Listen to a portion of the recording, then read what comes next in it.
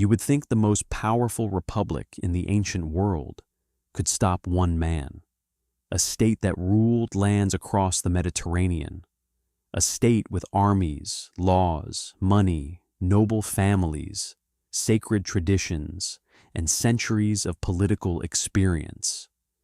A state that had crushed kings, defeated rivals, and survived disasters that should have destroyed it. Rome was not weak. Rome was not small. Rome was not unprepared for ambition. And yet, when Julius Caesar moved, Rome could not hold him. Not because he was a god, not because he was unbeatable in every battle, not because every Roman loved him. Rome could not stop Caesar because by the time he rose, the republic was already cracking from the inside. Its politics were poisoned, its elites were divided, its laws had become weapons, its generals had become larger than the state they were supposed to serve. And Caesar, more than anyone else, knew how to use that broken world. He did not simply conquer Rome with a sword. He entered through its fear, its pride, its greed, its rivalries, and its failures. Every enemy he faced helped make him stronger. Every attempt to block him pushed the republic closer to collapse. And when the final moment came, when senators who called themselves defenders of liberty decided he had to die, even that did not save the republic. Because Caesar was not the only problem. He was the result of the problem. To understand why Rome could not stop Julius Caesar, we have to go back, before the Civil War, before the dictatorship, before the crossing of the Rubicon, to a republic that looked mighty from the outside, but inside was already becoming something dangerous. For generations, Rome had built its identity around one great fear: kings. Romans told themselves that they had thrown out monarchy long ago, and from that point on, liberty meant one thing above all else. No single man could be master of Rome. Power was supposed to be shared, limited, temporary. Magistrates held office for short terms. Consuls had colleagues. Senators debated. Assemblies voted. In theory, the system was designed so that ambition would be balanced by competition, and competition would preserve freedom. But theory is one thing. Reality is another. As Rome expanded, its old system did not grow in a healthy way. It became richer, harsher, and more unstable. Victories abroad poured wealth into the hands of the elite. Provinces became prizes.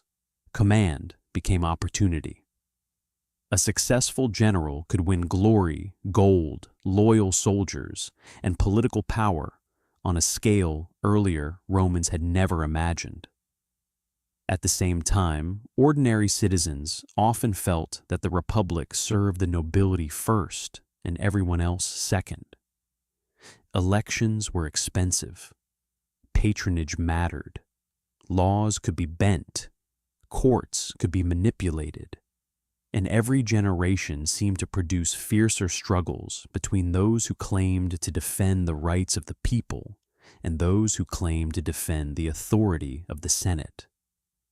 By the 1st century BC, Roman politics had become brutally personal. Men did not just compete for honor. They fought for survival, for wealth, for revenge, for protection from prosecution, and for control over armies that could decide the future. Violence entered public life more openly.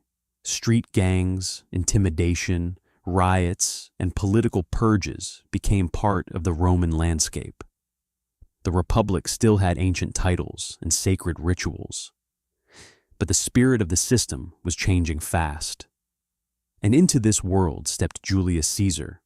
He was born into an old patrician family, noble by blood, but not overwhelmingly powerful in practice. His name was ancient. His resources were not limitless. From the beginning, Caesar had to rely on more than status.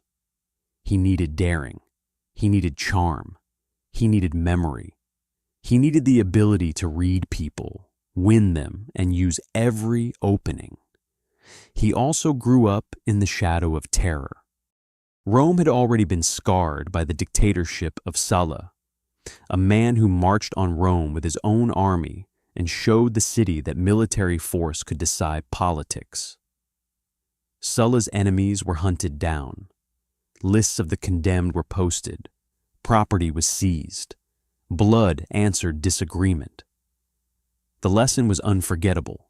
When Roman politics reached extreme pressure, the old rules could break completely. Young Caesar saw that world. He saw what happened when law collapsed into force.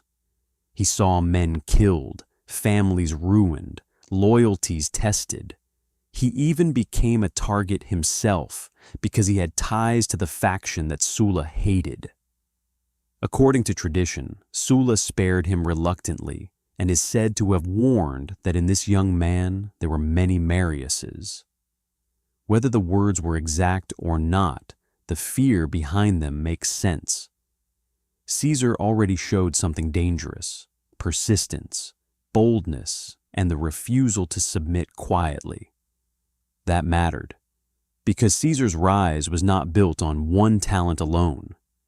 He had a rare combination that made him terrifying in politics. He could be warm and ruthless, elegant and relentless, generous in public and calculating in private. He could charm the crowd, flatter the Senate, inspire soldiers, crush enemies, forgive rivals when it helped him, and punish them when needed. He understood image, he understood timing, and above all, he understood that in Rome, people followed strength, especially when the system around them felt weak. Early in his career, Caesar moved through the traditional offices, but he did not do it like a cautious man trying to avoid notice. He spent money on a huge scale. He staged games. He cultivated popularity. He built debts so large that a more timid politician would have been destroyed. For Caesar, debt was not only a burden, it was a gamble. He needed office, influence, and command, because without constant advance, he risked ruin. That made him more aggressive than men who had enough to lose. He also aligned himself with causes that gave him public energy. He supported measures that appealed to the people and challenged the old guard. This did not mean he was some simple champion of democracy in the modern sense. Roman politics was not that simple, and Caesar was not guided by pure idealism.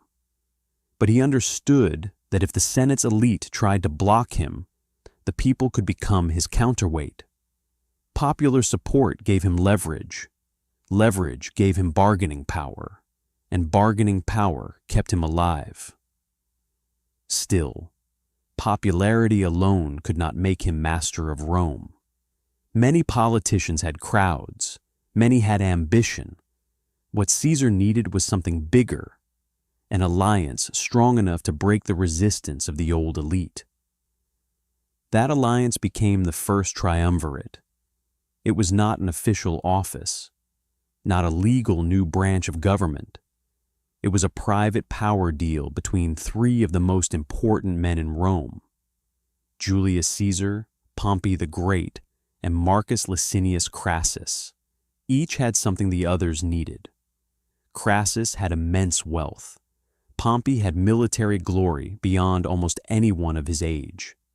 Caesar had political skill, energy, and a talent for connecting factions.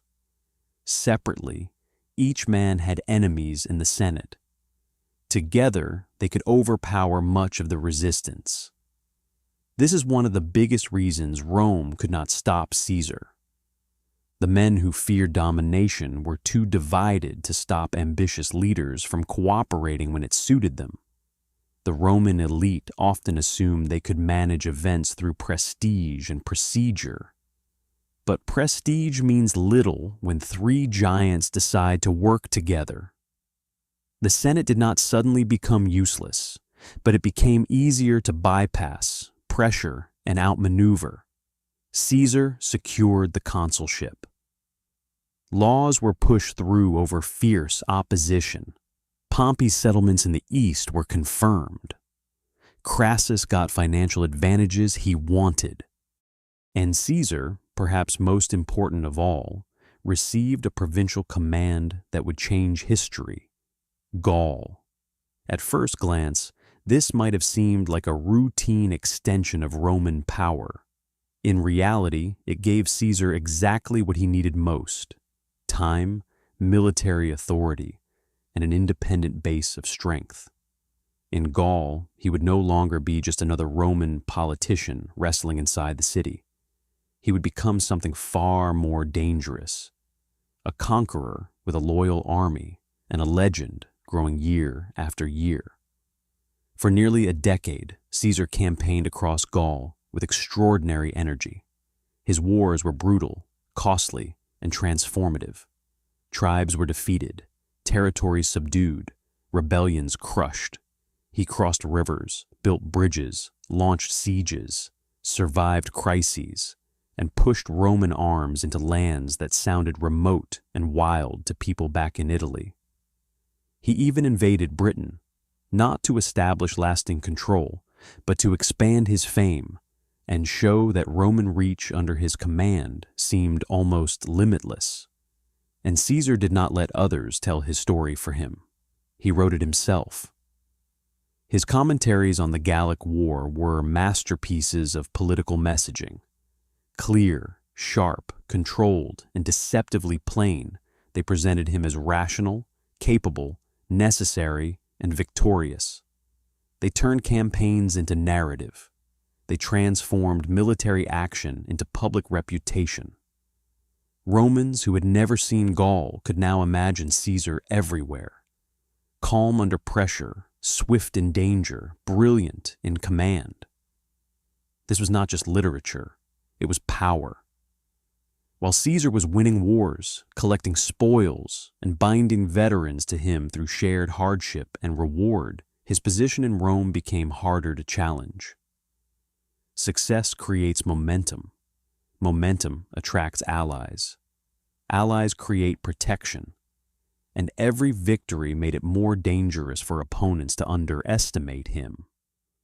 But Caesar's rise would not have been enough on its own if the rest of Rome had remained united and stable. It did not. Crassus, the wealthiest of the three, died in the east after the disastrous campaign against Parthia. That shattered the balance inside the triumvirate. Pompey and Caesar were now the two great surviving stars, and Rome rarely tolerated two suns in one sky. At the same time, another bond between them broke. Pompey had married Caesar's daughter Julia, and by many accounts the marriage created real affection as well as political value. When Julia died, a human connection that had softened rivalry disappeared. With Crassus dead and Julia gone, suspicion had more room to grow. Then Rome's political crisis deepened. Street violence worsened. Disorder shook the city. Pompey was drawn closer to the conservative elite, not because he became a simple puppet of the Senate, but because the alignment of interests shifted. Many senators who disliked Pompey now saw him as their best defense against Caesar. Pompey, for his part, had his own pride, his own dignity, his own fear of being overshadowed by the man winning endless glory in Gaul. This is another reason Rome could not stop Caesar. Too many Romans thought they could use one strong man to restrain another. Instead of repairing the Republic, they kept leaning on extraordinary men. They kept solving one imbalance by creating another: Sulla, Pompey, Caesar. Each crisis taught Romans to depend more on personal power, not less. The system that was supposed to prevent domination kept rewarding the men most capable of dominating it. As Caesar's command in Gaul neared its end, the central question became explosive. What would happen when he returned? Under Roman law and custom, a magistrate's military authority did not simply travel safely back into normal political life.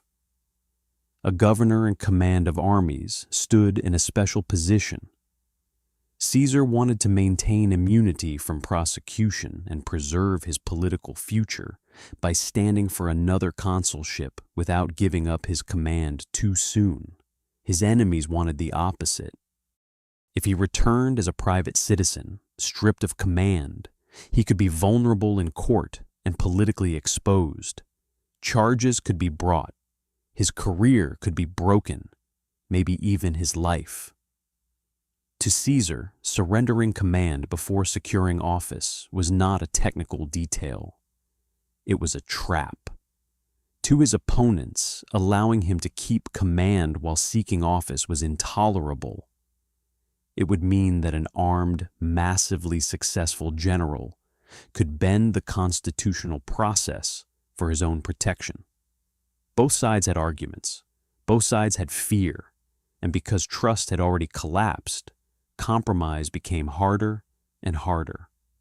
Some Romans still tried. There were voices calling for mutual disarmament, for both Caesar and Pompey to give up command at the same time. But politics in Rome was no longer driven by calm institutional confidence. It was driven by calculation, ego, rumor, faction, and escalating panic. Every concession looked like weakness. Every delay looked like conspiracy. Every legal debate hit a larger question. Who would control Rome? The Senate, under pressure from Caesar's enemies, moved against him. Orders were issued. Demands were made. The final language of emergency began to appear. Caesar was expected to submit. He did not. In 49 BC, Caesar made the decision that turned crisis into civil war. He crossed the Rubicon, the small river marking the boundary his army was not supposed to cross under arms. The act became immortal because everyone understood what it meant. This was no longer a political dispute that could remain inside speeches, maneuvers, and legal formulas. This was force, openly, directly, a Roman general advancing against the political order of his own state. Why could Rome not stop him here? Because by the time the moment came, stopping him required unity, speed, confidence, and sacrifice. And Rome had too little of all four. Caesar moved fast. His reputation was enormous. Many communities hesitated to resist him. Some supported him. Others simply waited to see who would win. Pompey and much of the senatorial leadership abandoned Rome and withdrew south, then eventually across the sea. That decision was strategic, not necessarily cowardly. Pompey believed he could draw on greater resources from the provinces and build overwhelming strength. But politically, the evacuation of Rome was devastating. It made Caesar look unstoppable. He entered the city not as a conqueror smashing walls, but as the man his enemies had failed to block. The symbolism was immense. The defenders of the Republic had fled the Republic's capital. Caesar, meanwhile, presented himself not as a destroyer of Rome, but as the man forced into action by injustice. He claimed he was defending his dignitas, his lawful standing, and the rights of the tribunes who had backed him. Whether people believed every word is less important than the fact that the message worked on enough Romans. He did not need universal love. He needed enough support, enough hesitation from opponents, and enough fear among the undecided. He had all three. Then came the wider war. Civil war is always uglier than foreign war, because every victory wounds the same political body. Caesar pursued Pompey's forces across the Roman world: Spain, Greece, Egypt, Africa, Pontus. The conflict spread again and again because defeating Pompey once did not instantly restore order. The Republic was now trapped in a cycle where every military success by one side created new political problems on the next horizon. Pompey remained a formidable enemy. He had prestige, experience, and access to major resources. Many senators still rallied to him because, whatever their doubts, he represented the strongest remaining alternative to Caesar. The conflict would not be decided by titles. It would be decided by command, morale, and luck. At Pharsalus in 48 BC, the balance tipped dramatically. Caesar, often outnumbered and facing a larger opposing force, won a victory so decisive that it shattered Pompey's chances of recovering dominance. The battle became proof of Caesar's battlefield brilliance and of something else just as important. His soldiers believed in him with extraordinary intensity. These men had marched with him for years. They knew his style. They trusted his speed, his confidence, his willingness to stand in danger with them. In civil war, where legitimacy is uncertain, personal loyalty matters more than ever. Caesar had built that loyalty in Gaul, and now Rome paid the price for allowing generals to become the center of military devotion. Pompey fled to Egypt, and there, in one of history's coldest political calculations, he was murdered by men hoping to win Caesar's favor. They misunderstood the moment. When Pompey's severed head was presented, Caesar is said to have reacted with grief or horror. Whatever mix of genuine feeling and political awareness lay behind that reaction, the message was clear. This was not how Rome's greatest men were supposed to end.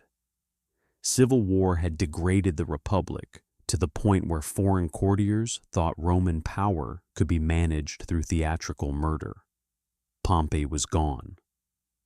But Rome was not saved. This is crucial. Many people imagine that if one rival disappears, peace follows.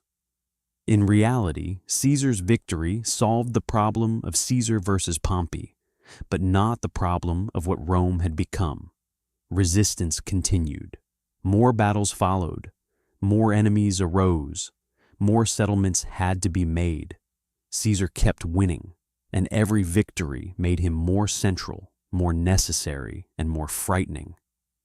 In Egypt, he became entangled in dynastic struggle and in one of history's most famous political relationships with Cleopatra. In Pontus, he crushed a rapid campaign so efficiently that tradition gives us the unforgettable phrase, "I came, I saw, I conquered." In Africa and Spain, he continued defeating the remnants of opposition.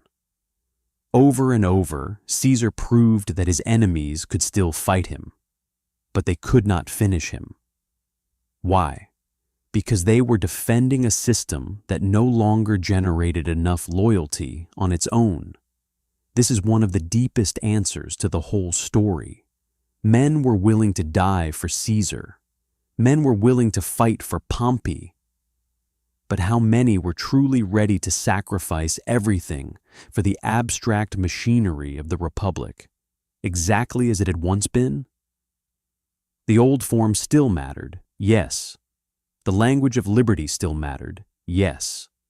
But the emotional center of Roman politics had shifted toward individuals.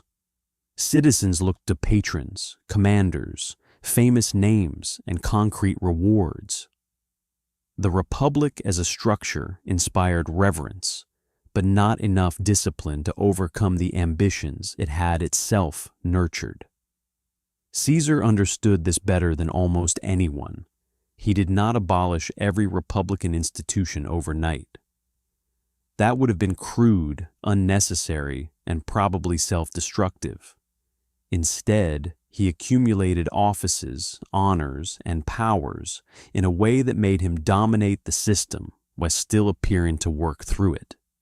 He became dictator repeatedly, then dictator for longer terms, eventually dictator perpetuo, dictator in perpetuity.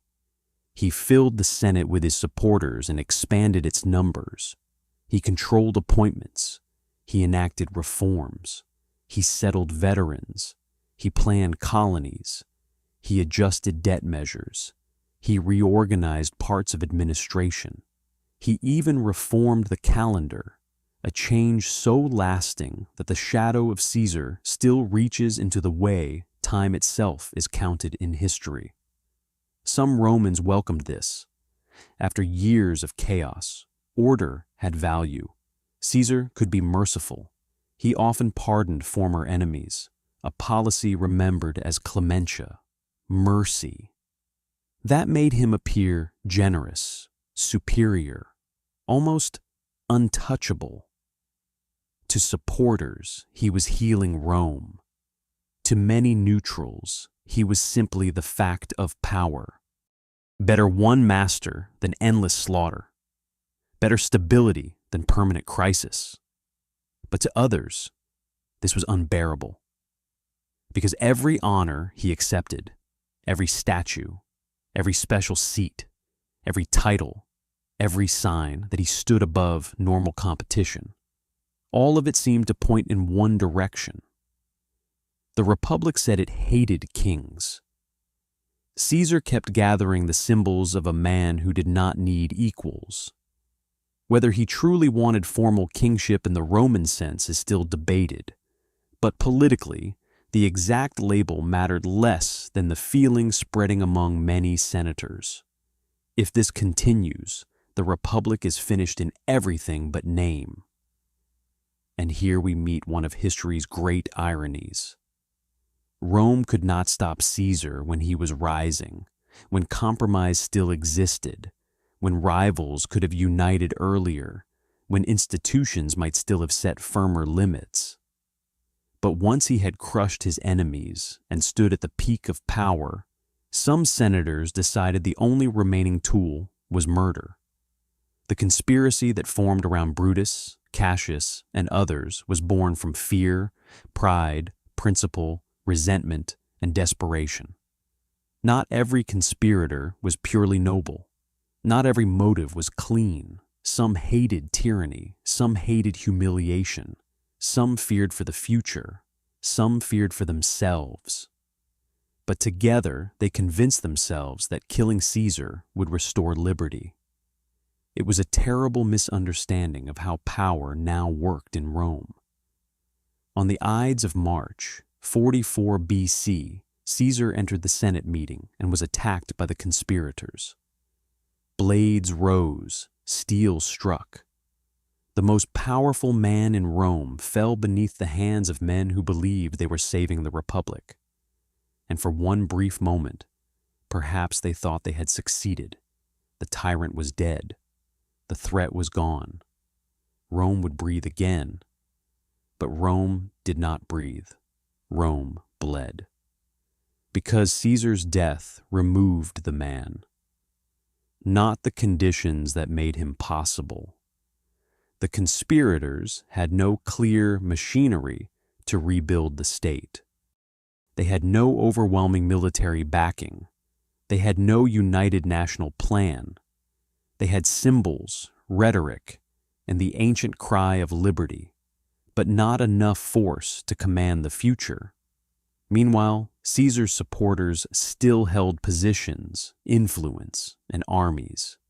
His memory could be weaponized. His will, his popularity, his veterans, his name, all remained politically explosive. Then came the funeral.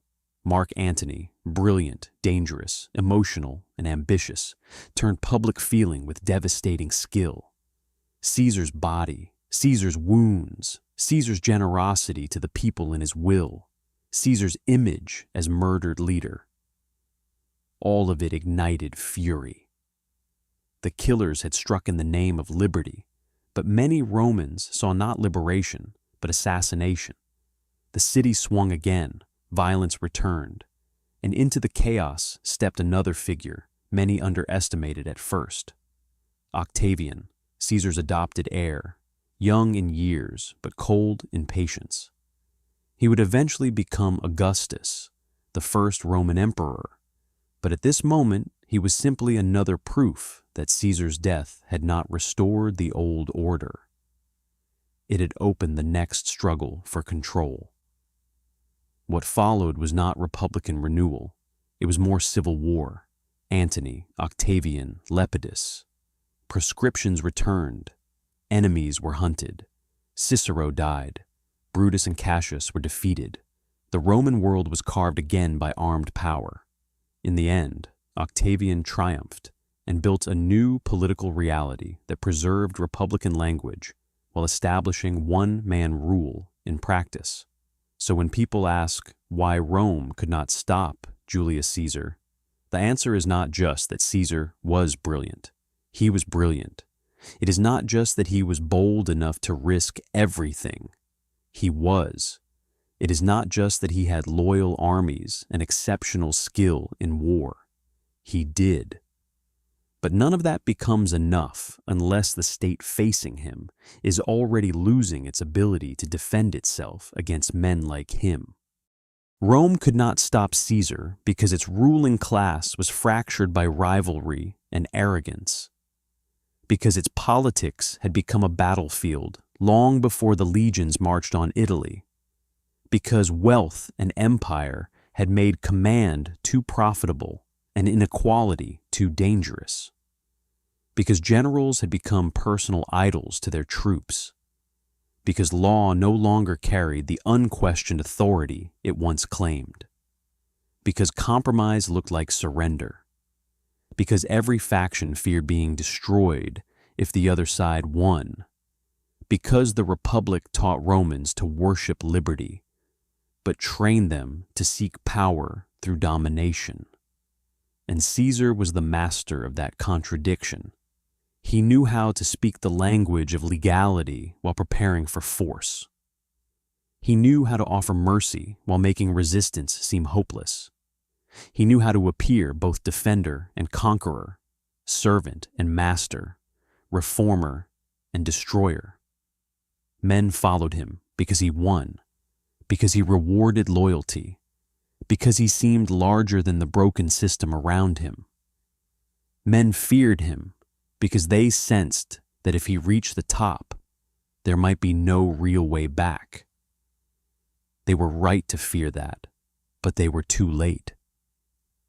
By the time Caesar crossed the Rubicon, the Republic was already in mortal danger. By the time he won Pharsalus, its old balance was shattered. By the time he became dictator for life, the choice before many Romans no longer felt like republic or monarchy. It felt like Caesar or chaos. And once politics reaches that stage, liberty has almost already lost. This is why Caesar remains so fascinating. He was not merely the man who ended the Roman Republic, though his role in that ending was immense. He was also the mirror that revealed how far the Republic had already fallen. His career exposed every weakness in the Roman system: the corruption of elections, the bitterness of class conflict, the vanity of the Senate, the danger of military personalism, the failure of constitutional trust, the inability of elites to reform in time, and the fatal habit of solving political crisis with exceptional men. Rome created the conditions that made Caesar possible. Then it failed to contain him. Then it killed him. And even then, it could not escape him. His name became a title: Caesar, Kaiser, Tsar. Across centuries, rulers borrowed the echo of his power. His career became the model, the warning, and the temptation. The republic that feared kings produced a figure so immense that the world would remember him not merely as a politician or a general, but as a standard of supreme rule. That is the deepest tragedy in the story. Rome's leaders believed they were protecting the republic by bending its rules, by using extraordinary commands, by by crushing rivals, by delaying reform, by trusting that old prestige would somehow survive new realities. But every shortcut weakened the very order they claimed to defend. Every factional victory deepened the common loss. And when Caesar finally stood above them all, they discovered that the Republic's ancient defenses were now mostly memories. They still had daggers, they no longer had a working system. So, no, Rome could not stop Julius Caesar, not because no one resisted him. Many did, not because he never made enemies. He made countless enemies. Not because he was invincible, he was not.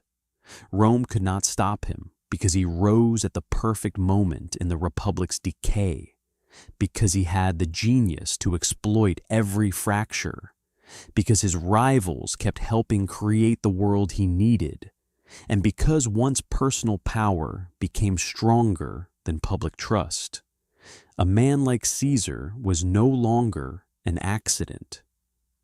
He was inevitable.